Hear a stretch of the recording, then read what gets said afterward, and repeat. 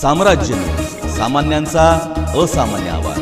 तुळजापूर शहरात आज लाचलुचपत प्रतिबंधक विभागाने धाडसी कारवाई करत सहाय्यक पोलीस उपनिरीक्षकास 5,000 रुपयांची लाच स्वीकारताना रंगेहात पकडले।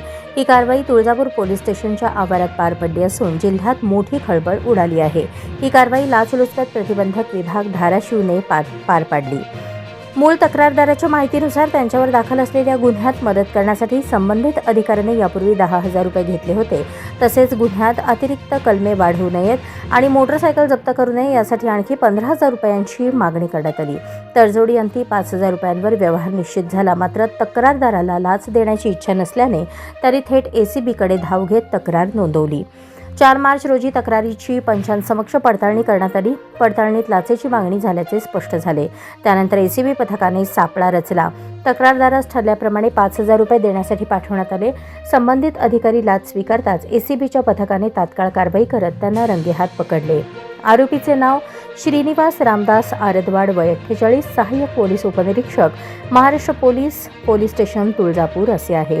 अंगझडती दरम्यान 5,300 रुपये रोख रक्कम, विवो कंपनीचा मोबाईल, पोलीस ओळखपत्र, चाव्यांचा गुच्छा, पेन, हातरुमाल, कंगवा व चष्मा जप्त करण्यात आला। या प्रकरणी तुळजापूर पोलीस ठाण्यात भ्रष्टाचार प्रतिबंधक अधिनियम 1988 चे कलम 7 अन्वये गुन्हा दाखल करण्याची प्रक्रिया सुरू आहे।